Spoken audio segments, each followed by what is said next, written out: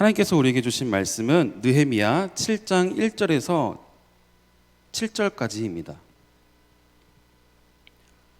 느헤미야 7장 1절에서 7절까지의 말씀을 저와 여러분들이 한 절씩 번갈아 가면서 읽도록 하겠습니다. 7장 1절입니다. 성벽을 건축하고 문짝들을 달고 나서 문지기와 노래하는 사람들과 레위 사람들을 임명했습니다. 나는 내 동생 하나니와 성의 사령관 하나냐를 세워 예루살렘을 다스리게 했습니다. 하나냐는 사람됨이 충직하고 많은 사람들보다 하나님을 더 경외하는 사람이었기 때문이었습니다. 내가 그들에게 말했습니다. 해가 높이 뜰 때까지 예루살렘 성문들을 열지 말고 문지기가 지키고 있는 동안에도 문을 단단히 닫고 빗장을 질러 놓아야 한다. 그리고 예루살렘 주민들을 경비로 세워 각기 지정된 초소와 자기 앞 집을 지키게 하라. 그 성은 크고 넓은데 성 안에 사는 사람들은 얼마 없고 제대로 지은 집들도 아직 얼마 없었습니다.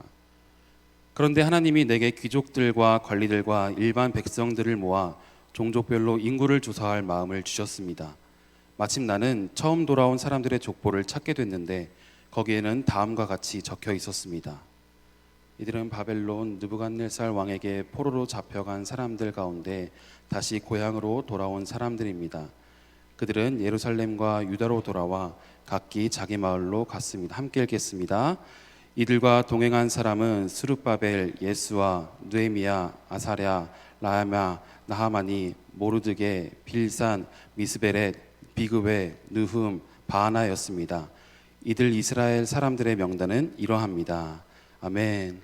저 최성민 목사 하면 유명한 것이 뭐 여러 가지 있겠죠. 네. 근데 그 중에 가장 유명한 것이 설교를 잘하기로 유명하면 좋은데 가장 유명한 것이 다이어트로 굉장히 유명해요. 그래서 제가 실제로 다이어트를 성공한 지 이제 굉장히 오래됐죠. 이제 거의 4년 가까이 됐는데 다이어트를 성공한 이후에 저만 성공한 것이 아니라 많은 목회자들과 지체들이 저에게 와서 다이어트에 대한 상담을 받고 제 조언에 따라 다이어트를 해서 단기간에 다이어트를 성공했습니다. 제가 경험해보고 해보니까 적용해보고 또 다른 사람들도 이렇게 해봐라 이렇게 이야기하니까 살을 빼는 거는 어렵지 않더라고요. 쉬워요. 그냥 적게 먹고 많이 움직이면 살은 빠지게 되어 있습니다. 이 정석은 변하지 않아요. 한번 따라해 보시겠어요? 몸은 거짓말을 하지 않는다. 근데 거짓말하지 않아요. 목사님 저는 물만 먹어도 살쪄요. 아니요, 그렇지 않아요. 적게 먹고 많이 움직이면 살은 빠지게 되어 있어요. 예전에 TV를 보니까 그 연예인 한혜진 씨가 그런 말을 했더라고요. 세상에 내 마음대로 되는 것은 내 몸밖에 없더라. 근데 이 이야기를 들었을 때 배부른 소리라고 처음엔 생각했는데 세상이 얼마나 힘든지 세상을 경험해 본 사람이라면 이 말이 진짜 딱 진리일 수 있겠다라는 생각을 하게 됩니다. 먹는 에너지보다 움직이는 에너지가 더 많으면 몸은 변하게 되어 있습니다. 하지만 다이어트보다 더 어려운 것이 있다. 그게 무엇이냐면 바로 다이어트한 몸을 유지하는 것이죠. 그게 다이어트의 연속적인 다이어트예요. 많은 사람들이 저의 다이어트 조언에 따라 성공했지만 또 많은 사람들이 제가 볼 때 한 80%는 거의 대부분 다 원상복귀 되었어요. 제가 이 이야기를 하려고 오늘 그 김한국 전도사님한테 허락을 받았는데 김한국 전도사님도 이제 그 다이어트 비법에 따라서 열심히 적게 먹고 많이 뛰고 살을 빼요. 근데 문제는 뭐냐면 목사님 살이 10kg 빠졌어요. 그러고서 그 달부터 바로 이제 파티를 하기 시작해요. 그러니까 한 달, 두 달 동안 열심히 10kg 뺐으면 한 4일, 5일 만에 다시 10kg를 찌는 놀라운 그런 기적과 같은 그 상황을 목격하고 하는데 거의 대부분의 사람들이 그래요. 완성된 자기 몸에 만족하다가 방심하는 그 순간 다 무너져 버리는 것입니다.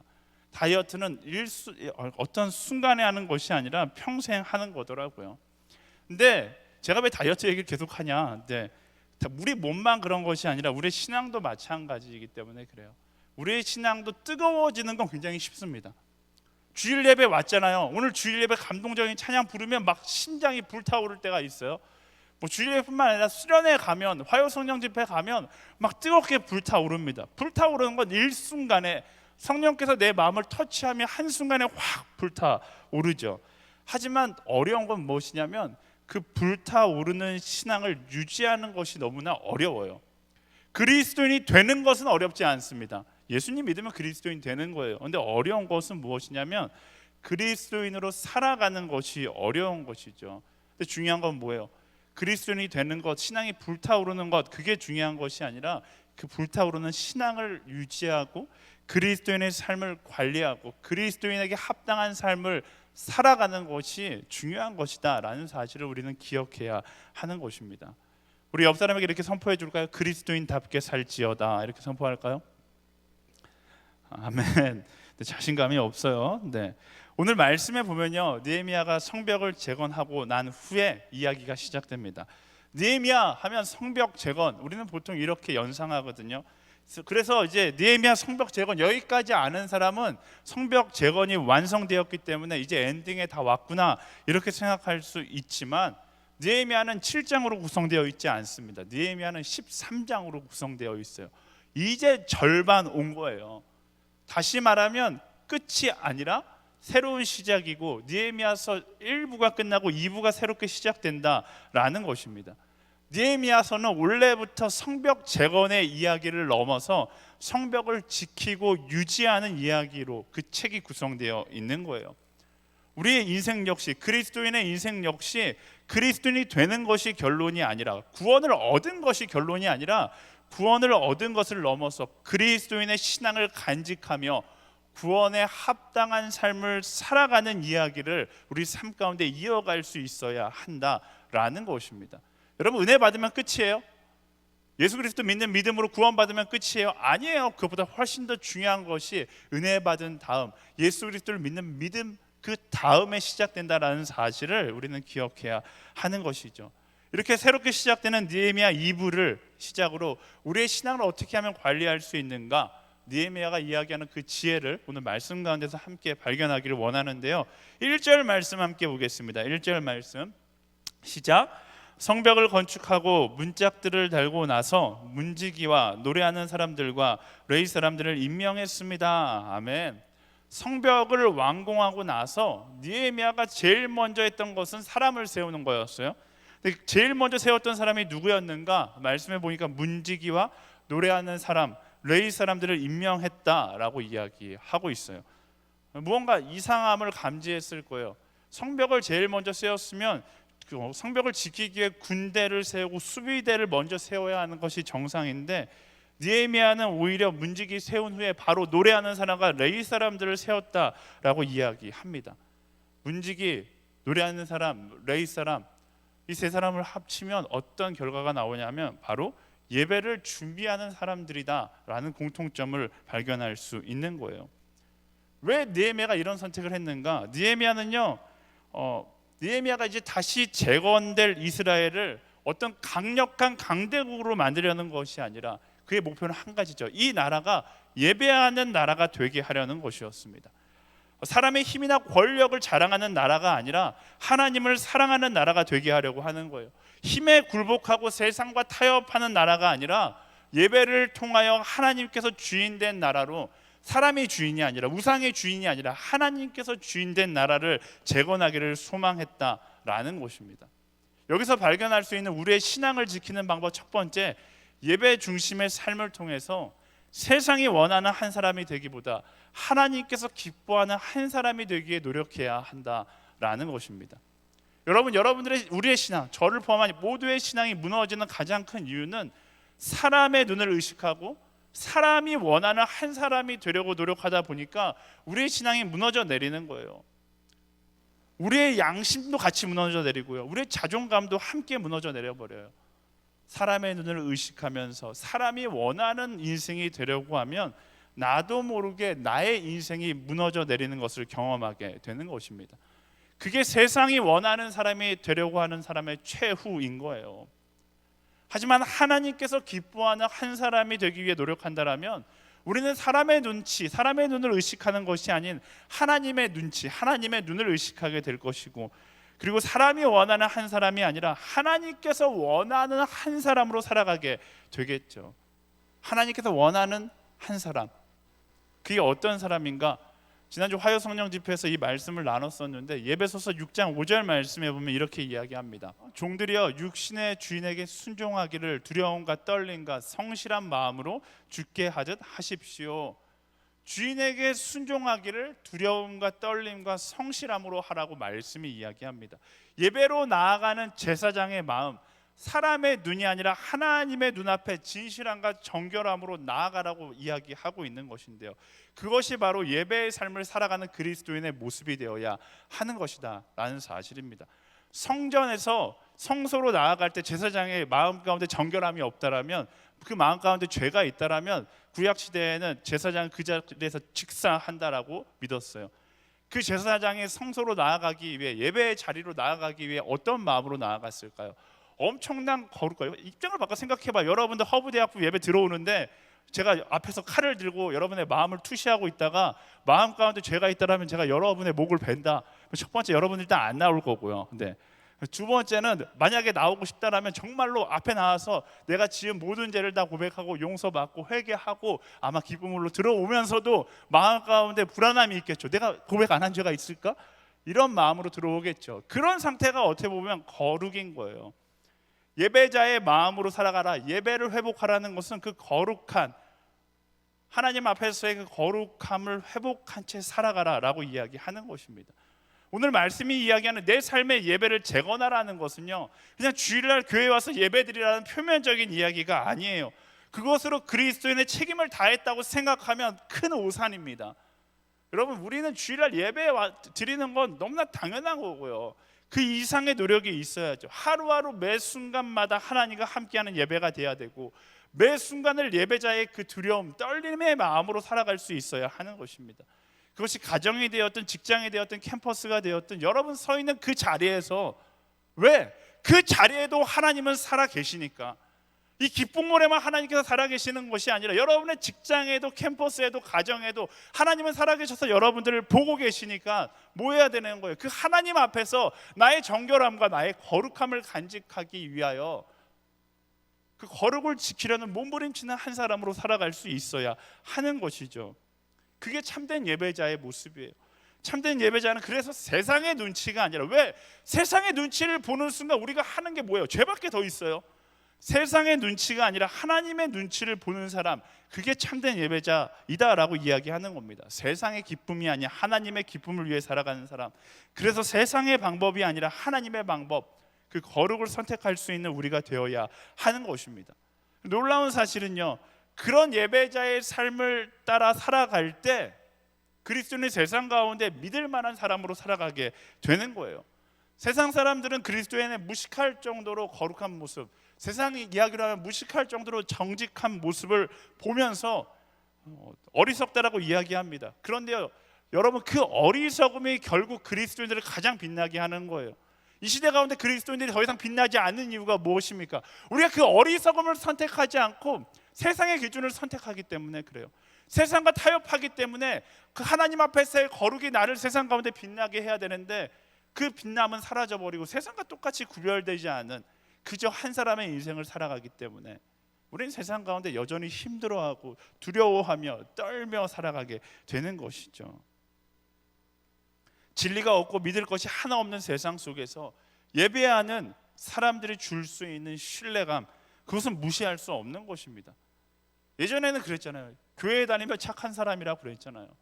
교회 다니면 믿을 만한 사람이라고 그랬어요. 여러분들 기억이 없을지 모르겠지만 적어도 제가 어린 시절에는 교회 다니면 믿을 만한 사람이라고 이야기했어요. 근데 어느 순간 세상에 교회를 바라보는 관점이 달라지기 시작하더니 교회 다니는 사람이라고 별반 다를 거 없다, 아니 오히려 더 나쁜 사람이다 이야기하는 세상의 시선이 되어버린 것이죠. 왜 그래요? 세상 사람들이 삐딱하게 쳐다보는 것일까요? 물론 그럴 수도 있겠지만 우리가 세상 가운데 예배의 마음을 잃어버린 것은 아닌지 나 스스로에게 다시금 물어볼 수 있어야 돼요. 오늘 2절 말씀 보면요, 나는 내 동생 하나니와 성의 사령관 하나냐를 세워 예루살렘을 다스리게 했습니다. 하나냐는 사람됨에 충직하고 많은 사람들보다 하나님을 더 경외하는 사람이었기 때문입니다. 아멘. 느헤미야가 가장 중요한 자리에 사람을 세울 때 봤던 조건이 한 가지 있는데, 바로 하나님을 경외하는 사람이다라는 겁니다. 하나님을 경외한다는 것은 무엇을 의미합니까? 곧 사람에게 흔들리지 않는다는 것을 의미하고, 거짓과 타협하지 않는다는 것을 의미하고, 그래서 누구보다 신뢰할 수 있는 사람이다라는 것을 의미하는 것이죠. 사랑하는 여러분, 그것이 우리의 자랑이 되어야 하는 것입니다. 예배하는 삶은 결국 세상 가운데서도 그리스도인을 빛나게 하게 되어 있어요. 지난주에 나누었는데 어설프게 예수 믿으면서 그리스도인이라 힘들다라고 이야기하지 마세요. 교회 다니는데 너무 힘들어, 이런 이야기 누가 하는 건가? 어설프게 예수 믿는 것이 아니라 내 삶의 자리에서 철저하게 거룩을 지켜나가며 하나님의 기쁨으로 살아갈 때, 그때 찾아오는 고난 앞에 어렵다고 하나님께 기도하는 한 사람이 되어야 하는 것이죠. 온전히 예수 믿고 온전한 예배자로 살아갈 때 말씀은 이야기하는 거, 빛나지 않을래야 빛날 수 없는 한 사람이 되는 것입니다. 사랑하는 여러분, 예배가 중심이 되는 삶을 통해서 세상의 힘의 논리를 따라가는 사람이 아니라 하나님의 인도하심을 따라가는 한 사람으로 살아갈 수 있게 되기를 예수님의 이름으로 간절히 축원합니다. 그것이 우리의 신앙을 지키는 첫 번째 스텝이에요. 여러분의 예배를 포기하지 마세요. 물론 이 주일 예배는 당연한 것이고 여러분의 삶의 예배도 마찬가지예요. 내 삶 가운데 끊임없이 예배가 흘러갈 수 있도록 노력하세요. 삶이 힘듭니까? 내 삶에 예배의 자리가 없기 때문에 힘든 거예요. 큐티하세요. 말씀 보시고요, 기도하는 시간을 늘려가시고요. 힘들다고 해서 나의 예배의 시간을 줄이는 것이 아니라 힘들기 때문에 매번 하는 이야기죠. 나의 예배의 시간을, 하나님과 함께하는 시간을, 하나님께서 기뻐하는 것이 무엇인지를 확인하는 시간을 늘려나갈 수 있는 우리가 되어야 하는 것입니다. 첫 번째, 예배의 삶을, 예배의 자리를 지키는 것, 그것이 우리의 신앙을 관리하는 첫 번째 방법이고요. 네, 두 번째 3절 말씀 읽어보겠습니다. 3절 말씀 시작. 내가 그들에게 말했습니다. 해가 높이 뜰 때까지 예루살렘 성문들을 열지 말고 문지기가 지키고 있는 동안에도 문을 단단히 닫고 빗장을 질러 놓아야 한다. 그리고 예루살렘 주민들을 경비로 세워 각기 지정된 초소와 자기 집 앞을 지키게 하라. 아멘. 느헤미야가 하나니와 하나냐에게 성벽을 경비하는 방법을 설명해요. 해가 높이 뜰 때까지는 성문을 절대로 열지 말고 예루살렘 주민들을 경비로 세워서 각자 지정된 초소와 집 앞을 지키게 하라라고 이야기합니다. 느헤미야의 특징이 뭐냐면 성벽을 재건할 때부터 강조했던 포인트가 여기 나타나는데, 각자에게 일을 맡기고 각자에게 주어진 자리에서 책임을 지게 한다라는 것입니다. 이 파수꾼들에게 이야기할 때 강조하는 포인트도 여기에 있어요. 주어진 상황에서 각자에게 맡겨진 직분에 최선을 다해서 그 자리를 지키라라고 이야기하고 있는 것입니다. 이 장면, 느헤미야를 통해서 우리가 얻을 수 있는 지혜 한 가지는, 위기의 상황일수록 우리가 해야 할 것은 주어진 상황 가운데 최선을 다해 자리를 지키는 것이다 라는 것이죠. 위기의 상황 가운데 우리는 아무것도 하지 않고 멈추고 싶을 때가 너무나 많습니다. 왜? 다들 멈춰 있으니까 나도 멈추고 싶은 거죠. 힘들기 때문에 쉬고 싶을 때가 많습니다. 하지만 이것도 계속해서 반복해서 우리가 나누고 있지만, 위기의 시기는 멈추거나 쉴 때가 아니에요. 오히려 내게 주어진 상황 가운데 최선을 다하고 그 자리를 지키는 것, 그것이 그리스도인의 삶을 지키는 방법이고 우리의 공동체를 지키는 방법이다라는 것입니다. 사랑하는 여러분, 예배의 자리를 지키고 섬김의 자리를 지키고, 제가 너무 목적성 있게 얘기하나요? 순장의 자리를 지키고 MC의 자리를 지키고 다락방장의 자리를 지키고 순원의 자리를 지키고, 그렇게 내게 맡겨진 최선의 섬김의 자리를 지키고 나아갈 수 있게 되기를 예수님의 이름으로 축원합니다. 제가 교회 잘 되자고 여러분의 자리를 지키라고 이야기하는 것 아니에요. 우리가 섬기지 않아도 하나님의 운행하심은 변함없습니다. 여러분 생각해 보세요. 하나님께서 왜 우리를 통해 일하실까요? 하나님 말 한마디면 다 끝나요. 근데 하나님은 우리에게 자꾸만 무언가를 하기를 원하시고, 우리에게 뭔가를 섬기기를 원하시고, 우리가 순종하기를 원하세요. 교회에서 큰 행사를 하는데 우리는 하나님 앞에 하나님 도와주세요, 너무 힘들어요 막 이러면서 일을 내려놓고 싶을 때가 너무나 많아요. 근데 그럴 때마다 생각하죠. 내가 왜 이렇게 열심히 일하고 있지? 하나님께서 그냥 딱 선포하면 딱 이루어질 텐데, 하나님께서 왜 우리를 통해 일하시게 하시는가? 결국 그 섬김을 통해서 우리가 우리의 신앙을 지킬 수 있기 때문에 그래요. 여러분들 그냥 주일날 와서 예배만 드리면 내 신앙이 알아서 성장할 거라고 생각하죠. 천만의 말씀, 그렇지 않아요. 우리 여러분의 신앙은 퇴보하기 시작할 겁니다. 우리가 지난 여름 배낭프 했어요. 선교 못하니까 쉬자 이러고 있었을 때 주신 비전을 따라서 선교 안 멈추고 우린 배낭프 하겠다. 허브대학부에서 거의 70명 80명 거의 100명에 가까운 지체들이 지난 그 줌을 부여잡고서 컴퓨터를 부여잡고 10주 동안 한 명 한 명 그 말귀도 못 알아듣는 어린 친구들에게 공부를 가르치면서 그 시간을 보냈어요. 열정을 다해 최선을 다했습니다. 그래서 우리가 얻은 게 뭐예요? 그 섬김이 여러분의 신앙을 지켰고 선교를 향한 열정을 지켰고 하나님께서 내게 주신 사명을 지키게 한 거예요. 여러분 성경 필사 열심히 했어요. 여러분들 가운데 왜 교회에서 이런 걸 시켜? 라고 생각하면서 성경 필사 하신 분들도 있겠지만 결국 선택은 여러분들이 한 거였어요. 어쨌든 그 섬김을 통해서 우리가 얻은 것이 무엇입니까? 투덜투덜거리며 성경을 썼지만 그 섬김이 있었기 때문에 그거라도 하니까 여러분들이 그 힘든 시간 가운데 성경을 한 번이라도 펼쳐서 말씀을 한 번이라도 더 보았고 그 말씀을 부둥켜 안고 씨름했던 것이죠. 누군가를 위해 한다고 했지만 결국 그 섬김이 내 신앙을 지키게 만들었다는 사실을 기억해야 하는 것입니다. 결국 위기 속에서 나를 지키는 것은요, 최선을 다해 섬김의 자리를 지키는 것으로부터 시작한다라는 사실을 우리는 기억해야 합니다. 위기의 시대 가운데 제가 두 가지 질문을 여러분들에게 하고 싶어요. 여러분들은 여러분의 자리를 지키고 있습니까?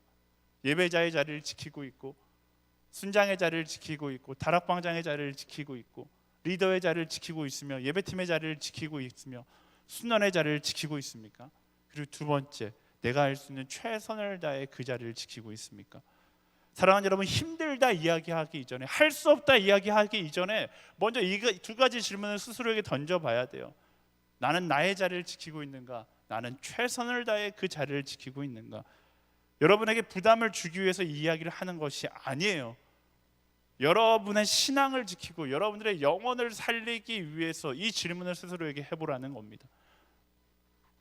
화요성령 집회 이것도 나눴었는데 그리스도의 정체성 자체가 섬김에 있어요. 우리는 하나님의 보내심을 받은 사람으로 예수님처럼 섬기며 살아가게 되어 있습니다. 우리는 이 땅에 와서 마음껏 누리다가 마음대로 살다가 하나님 나라로 가기 위해서 이 땅에 온 존재가 아니라 분명한 목적을 가지고 이 땅에 지음받은 존재인데 그 목적에는 예수님께서 말씀하신 내가 너희를 사랑한 것처럼 너희도 서로 사랑해라 땅끝까지 이르러 내 증인이 되리라 말씀하시는 그 섬김이라는 정체성이 분명히 있다라는 것입니다. 그래서 예수님도 섬기는 삶을 살아가셨고 사도 바울도 우리 믿음의 선배들도 다 섬기는 삶을 살아간 거예요. 여러분들의 인생 가운데 꼭 크리스천이 아니더라도 여러분들이 존경한다 하는 사람들은 다 어떤 사람이에요? 인생 가운데 섬김의 삶을 살다가 죽은 사람들이 다 존경하는 사람이에요. 왜 우리가 그런 사람을 보고 존경할까요?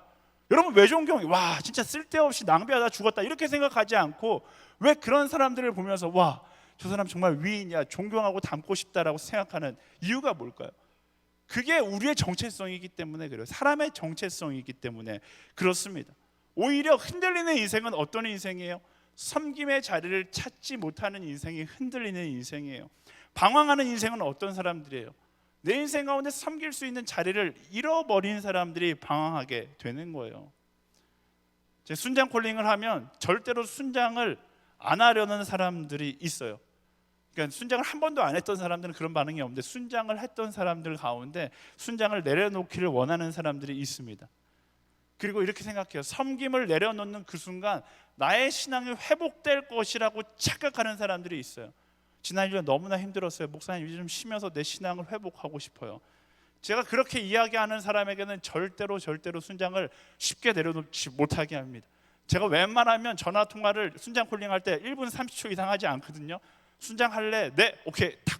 순장 할래? 아니요, 알았어, 탁 이렇게 끊는데 제가 전화 통화를 길게 하는 유일한 사람은 이렇게 답하는 사람이에요. 목사님 너무 힘들어서 저가 이제 제 전화를 받을 사람들이 있는데 핑계를 대려면 다른 핑계를 대라고 이야기하는 거예요. 목사님 지난 1년 너무 힘들어서 이제 좀 쉬면서 저의 신앙을 회복하고 싶어요. 네. 그러면서 가장 가증스러운 거짓말을 하죠. 다음에는 훌륭한 순원이 되겠습니다. 이렇게 이야기해요. 과연 그럴까요? 섬김의 자리를 내려놓으면 여러분 제가 확실하게 이야기할 수 있는데 하나님과의 친밀함도 사라질 가능성이 높아진다는 사실을 기억하세요. 여러분의 정체성이 사라지기 때문에 오히려 하나님과의 거리가 멀어진 거예요. 제가 화요성령 집회에서 이 이야기를 하고 짤을 만들어서 막 유포했는데 여러분들 방황하시는 분들이 있습니까? 영적으로 너무 힘든 슬럼프를 겪고 계신 분들이 있어요. 제가 아주 쉽게 답을 알려드릴게요. 오늘 전화 이우람 목사님이나 주한을 전도사님에게 전화를 하세요. 아니면 문자를 보내세요. 목사님, 제가 허브에서 섬길 수 있는 일은 없을까요? 딱 이렇게 문자 보내시면 저희가 여러분의 슬럼프로부터 벗어날 수 있는 방법을 바로 알려드리도록 하겠습니다. 농담이 아니라 진짜 마음을 담아서 이야기하는 거예요.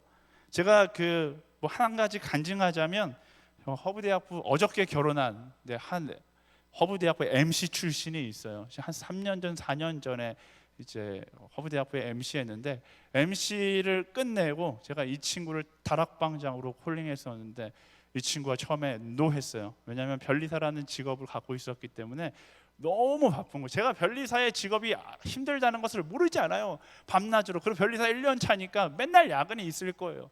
그런데 제가 다락방장으로 콜링했어요. 왜?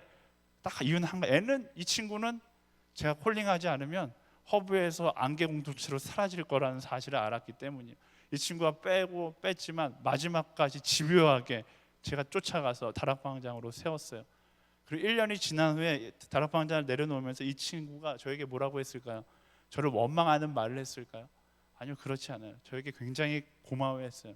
만약에 자신이 다락방장을 하지 않았다라면 지난 1년 세상 속에서 치여서 하나님으로부터 멀리 떨어졌을 것이다 라고 이야기하는 그런 간증을 들었어요. 사랑하는 여러분, 힘들다고 도망치려 하지 말아요. 힘들수록 우리는 뭐 해야 되는가? 나의 섬김의 자리를 지키고 내가 있어야 할 그 자리를 지킬 수 있어야 하는 것입니다. 사람들은 코로나 시대라서 이제 섬김의 수도 줄이고 순장 수도 줄이고 예배도 최소한으로 해야 한다고 이렇게 이야기합니다. 저도 그러고 싶어요. 근데 말씀은 그렇게 이야기하지 않아요.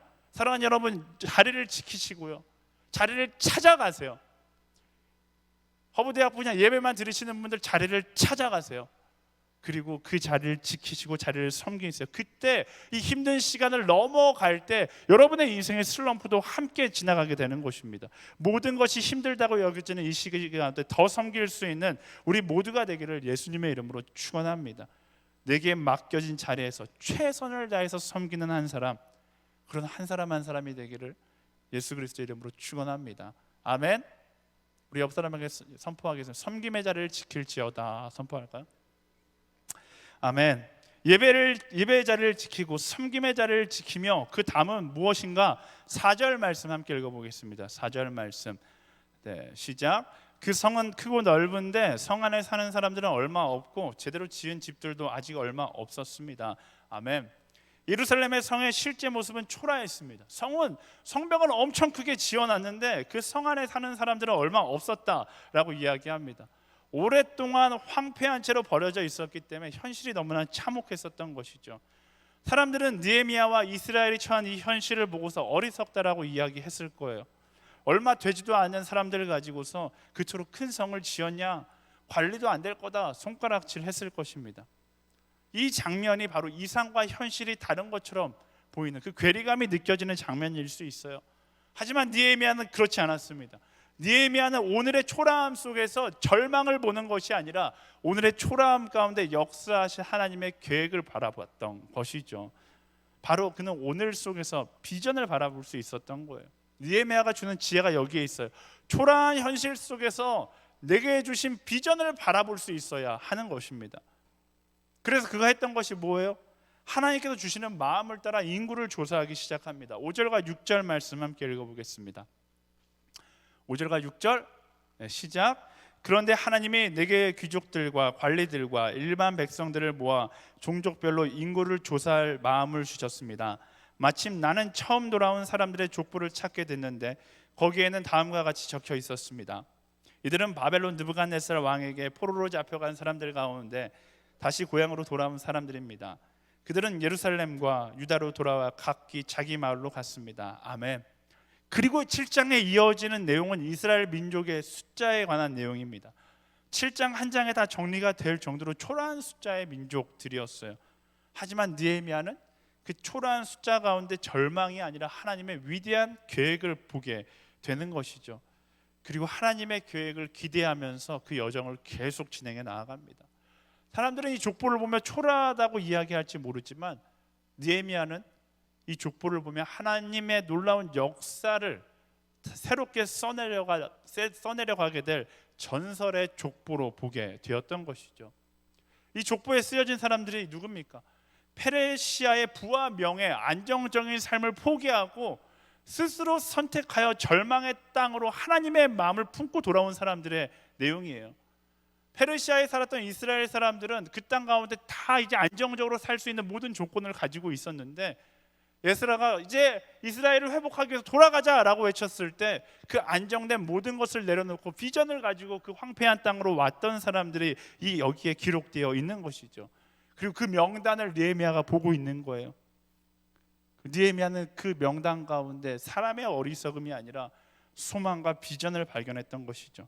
소수의 인원이었지만 하나님의 약속을 믿는 이들이 있었기에 이 땅 가운데 소망이 있음을 발견하게 되는 것입니다.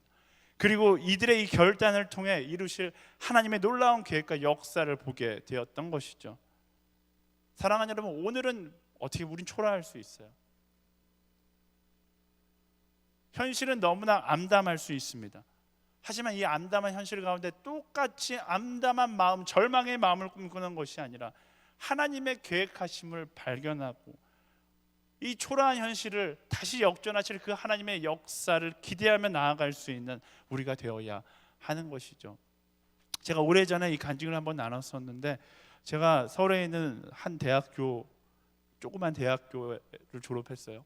그 학교 지금은 막 이제 그 중앙에 있는 광장을 가득 나무로 채워놔서 아무것도 이제 나무가 가득한데, 예전에 제가 다닐 때는 학교가 가난해서 그런지 중앙에 커다란 잔디밭만 있는 거예요.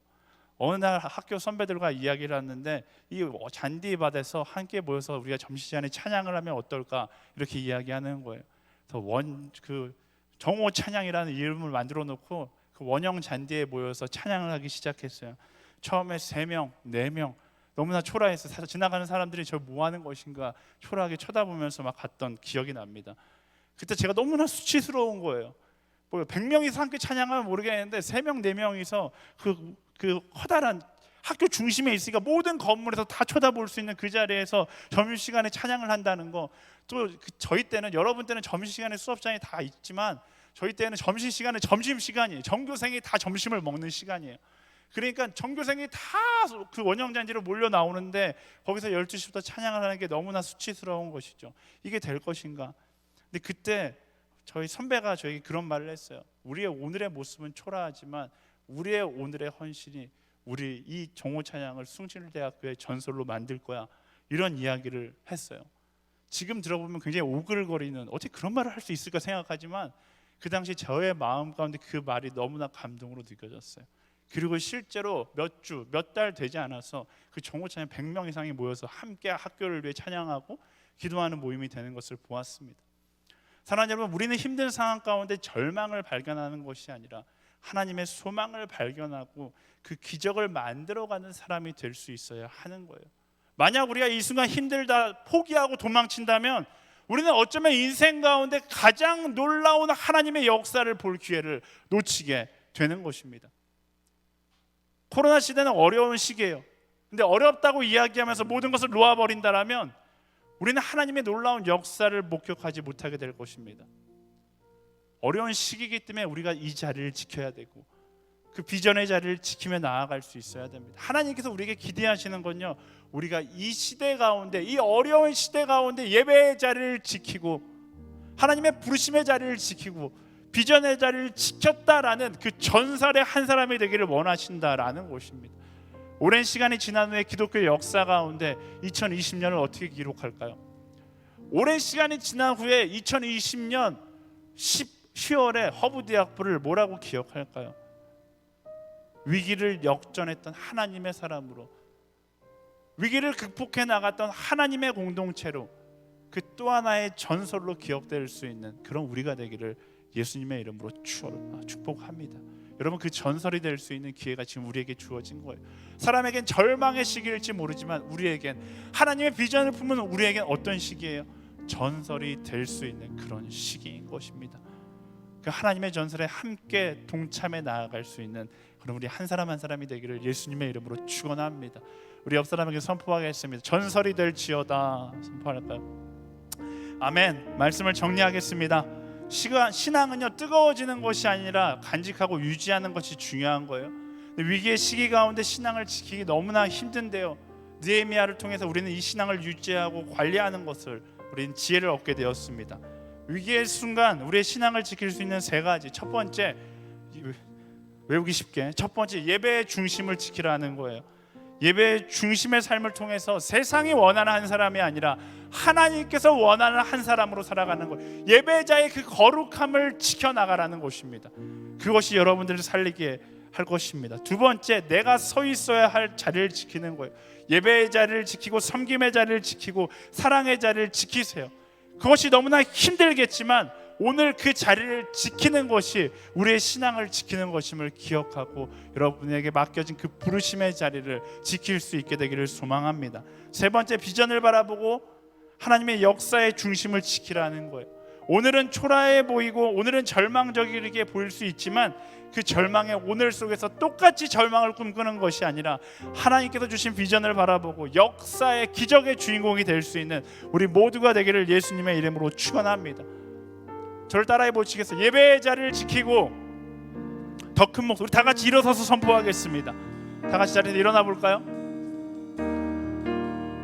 우리 자기 가슴에 손을 얹고 함께 선포하겠습니다. 예배의 자리를 지킬지어다, 섬김의 자리를 지킬지어다, 비전의 자리를 지킬지어다. 다시, 예배의 자리를 지킬지어다, 섬김의 자리를 지킬지어다, 비전의 자리를 지킬지어다. 여러분, 그 자리를 지킬 때 하나님께서 여러분들을 통해 놀라운 일을 이루실 것입니다. 우리를 통하여 온누리교회 허무대 앞에 인류 역사 가운데 하나님의 전선을 써내려가는 한 사람으로 우리를 사용하실 것입니다. 그 하나님을 믿으십니까? 그 하나님을 믿으세요? 그 하나님을 믿으세요? 우리 주님의 마음이 있는 그곳을 향하여 나아가길 선포하는 사람들, 우리 하나님께 감사와 영광의 박수를 나아갑시다. 할렐루야!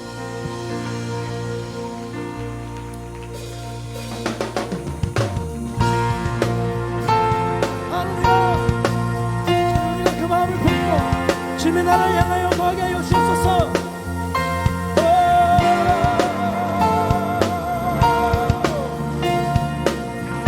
믿음으로 선포합시다. 주님의 마음 있는 곳, 주님의 마음 있는 곳, 주님의 시선 있는 곳, 내가 있기 원하네. 광야에 꽃을 피우시고 사막에 강물을 내시는 주의 놀라운 손길, 푸른 마르고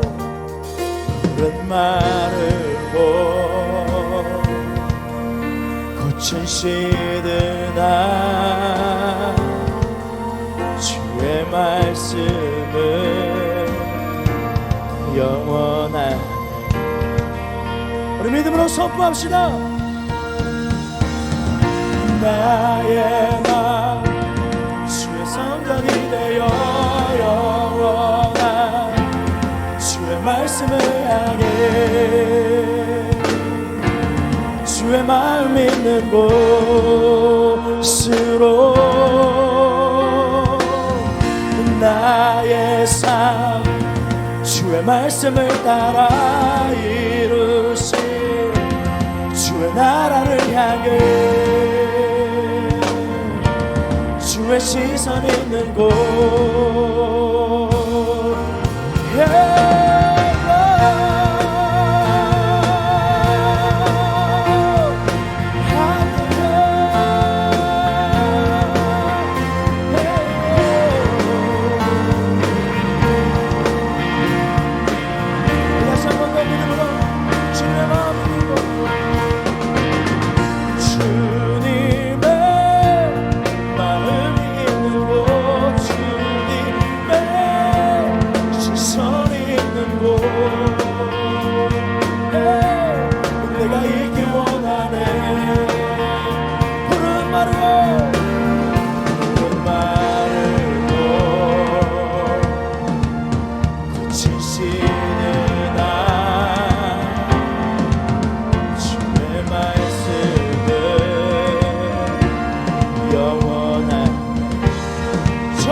전능하신 주 전능하신 주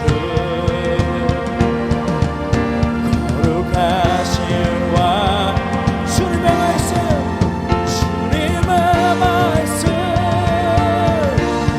이루시네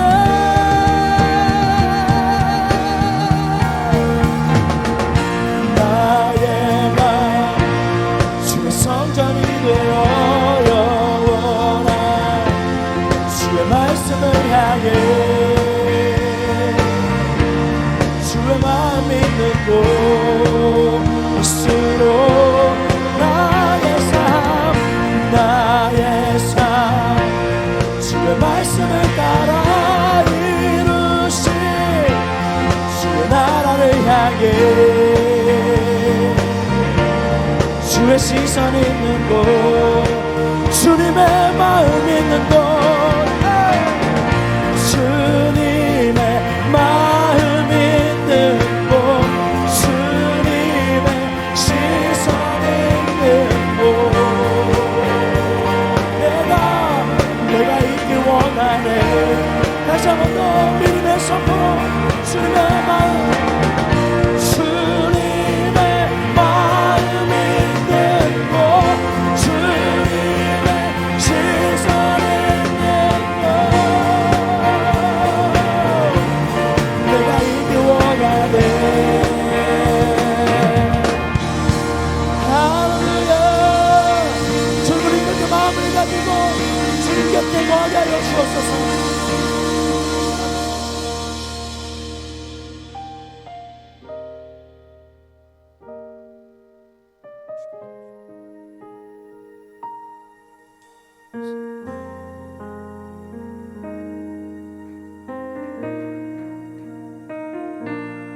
나의 생명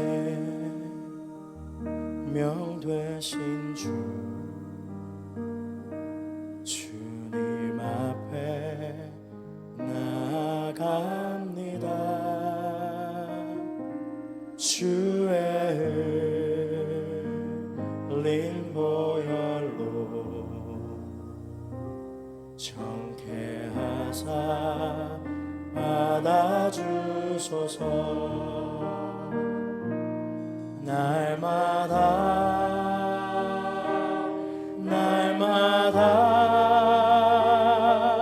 주를 찬송하겠네 주의 사랑 줄로서 나를 굳게 잡아매소서 괴로운 세상 지낼 때 나를 인도하여 주소서 주를 믿고 나가면 나의 길을 잃지 않겠네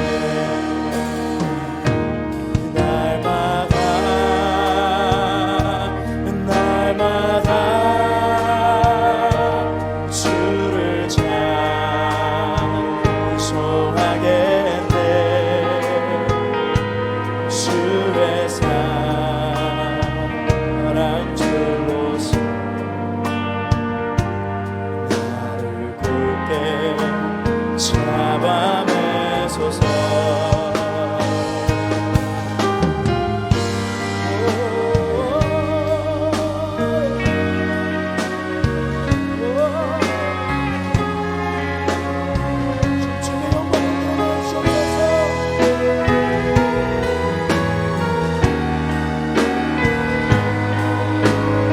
두 손을 높이 들어 주님을 찬양합니다.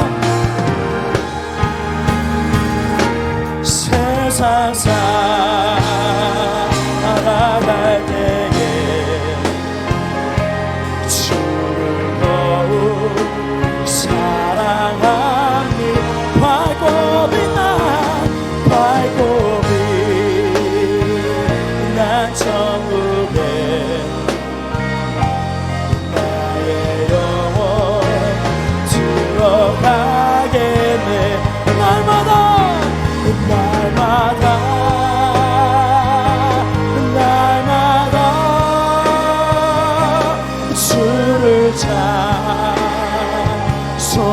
소망하겠네. 주의 사랑 줄로서 나를 굳게 잡아매소서. 날마다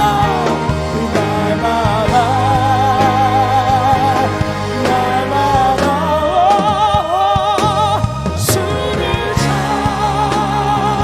찬송하겠네. 주의 사랑 줄로서 나를 굳게 잡아. 두 손을 높이 들고 날마다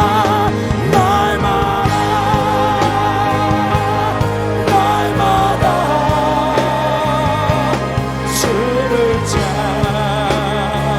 찬송하겠네. 주의 사랑 줄로서 나를 굳게 잡아매소서. 사랑하는 여러분, 포기하시겠어요? 힘든 시간 가운데 내려놓기를 원합니까? 하나님께서 우리에게 기대하시는 건 예배의 자리를 지키는 것이고 부르심의 자리를 지키는 것이며 비전의 자리를 지키며 나아가는 것입니다. 이 시간 우리 다시 한번 결단하며 나아갈 때 하나님 예배의 자리를 놓치지 않고 부르심의 자리를 지키며 그 비전을 바라보며 오늘 내게 맡겨주신 이 사명의 자리를 지키는 사람으로 살아가게 하여 주시옵소서. 우리 소망하는 자마다 주여 한번 외쳐 기도하겠습니다.